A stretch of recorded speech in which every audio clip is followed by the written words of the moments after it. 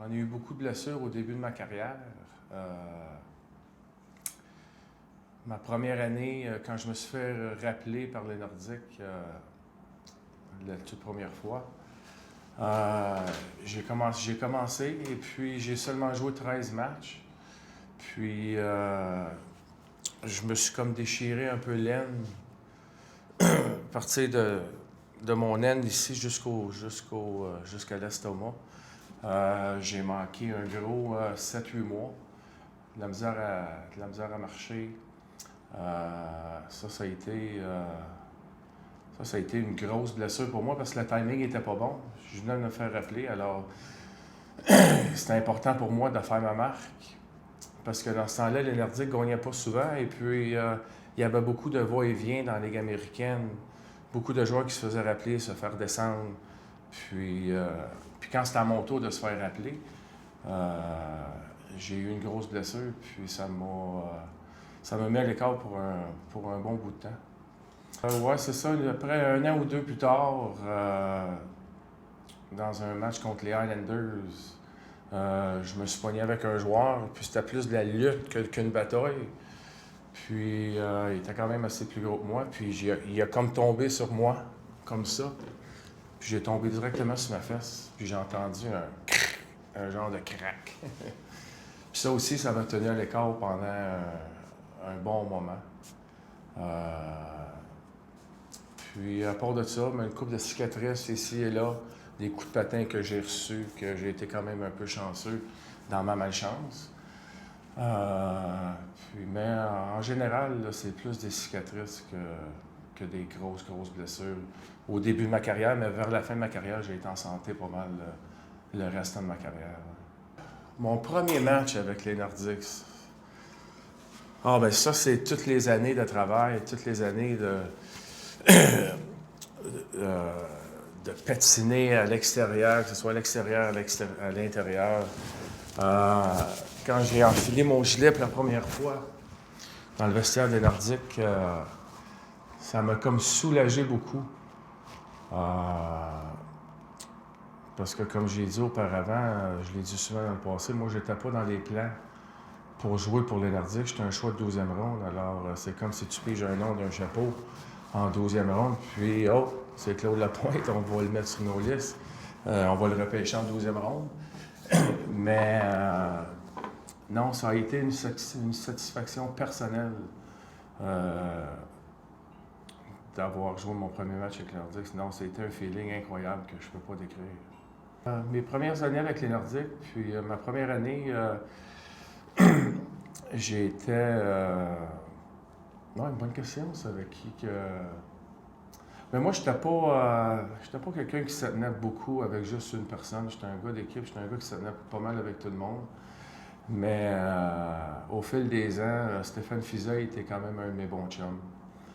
Jacques Cloutier. Daniel Bouchard m'a aidé beaucoup avec les Nordiques dans ce temps-là. Tous mes coéquipiers, je pense je m'entendais avec tout le monde. Puis non, tout le monde était... non, j'étais en train de m'habiller, puis tu regardes alentour, j'avais Joe Sakic qui était assis à côté de moi. Tu avais trois bancs plus loin, c'était Guy Lafleur qui était là.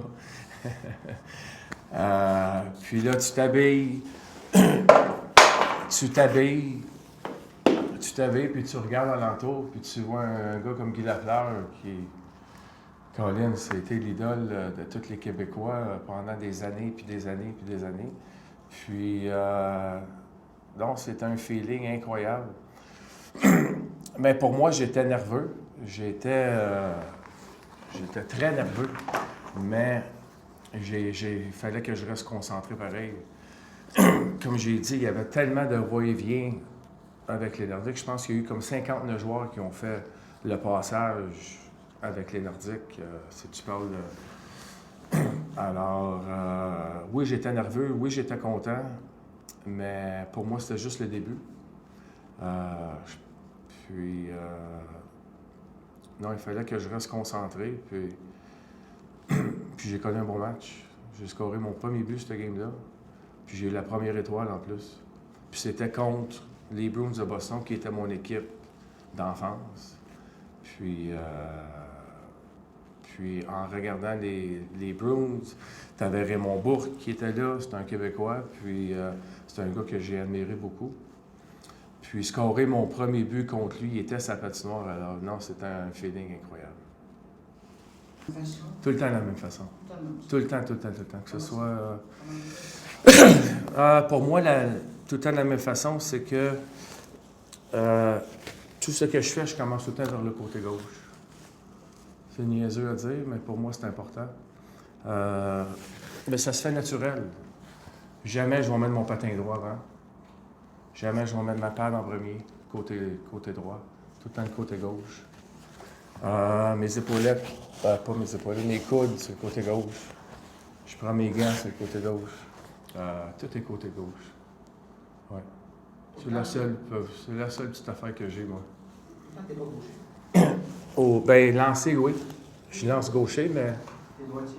Oui, je suis droitier, oui. Alors, j'ai plus ma coupure ici dans le visage. C'est juste avant d'aller m'en aller junior. Le joueur d'avant s'en allait 1 contre 1 avec le défenseur. Puis le défenseur, pour quelle raison, mais il est rentré dans les jambes du joueur d'avant. Puis lui, il est parti par en arrière. Puis il m'a poigné direct ici. Ça a été une bonne coupure. Ma lèvre était pendue de bord. C'était vraiment coupé en deux. Puis ça pendait des deux bords. Puis il fallait que j'aille à l'hôpital faire des points de suture. Puis c'était une de mes pires douleurs de ma vie. Quand ils m'ont recoudu ça ensemble, là, quand ils m'ont remis ça ensemble, j'ai été une couple de mois là, en grosse douleur. C'était une de mes pires douleurs, ouais. Bien, l'équipement, c'est à nous. C'est depuis... moi, j'ai cet équipement-là. Si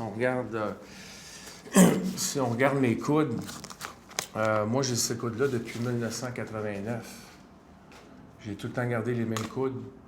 Les pads, c'est la même chose. Comme joueur de hockey, on aime ça avoir notre équipement. Je te dirais, la plupart des joueurs de hockey, l'équipement neuf, c'est dur à être confortable. Ça prend du temps à devenir confortable. Puis pour moi, c'est important de garder mon équipement. Puis quand tu te fais échanger ou tu te fais retourner dans les mineurs, mais tu gardes tout le temps ton équipement. La seule chose qui change, je pense, c'est le sac, qu'ils vont te donner un autre sac, qui n'est pas vraiment leur sac tant que tel. Mais non, quand tu as fini ou tu te fais changer, c'est soit qu'ils te donnent un sac ou tu te mets ça dans un sac de vidange, puis bonsoir la visite, c'est fini. Puis non, qu'est-ce qui est ici, c'est à moi, puis il n'y a personne qui touche à ça, ouais. Ouais, les patins, c'est l'outil le plus important pour moi. Ça, puis le bâton. C'est très, très important.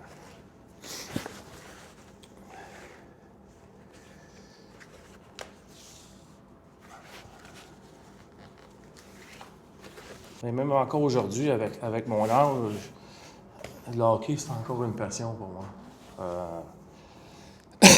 À chaque fois que je joue avec mes chums dans une ligue de garage ou que je sois en train d'enseigner à mes jeunes, j'ai tout le temps eu la passion. Puis je l'ai encore aujourd'hui. À chaque fois, moi, que je mets mes patins ou je m'habille, ça me ramène tout le temps à l'enfance. Puis la beauté de tout ça, c'est de se faire payer en jouant. C'est ça qui était le fun. J'ai des grosses payes. Oui, comme tout le monde. Je pense que j'ai été quand même...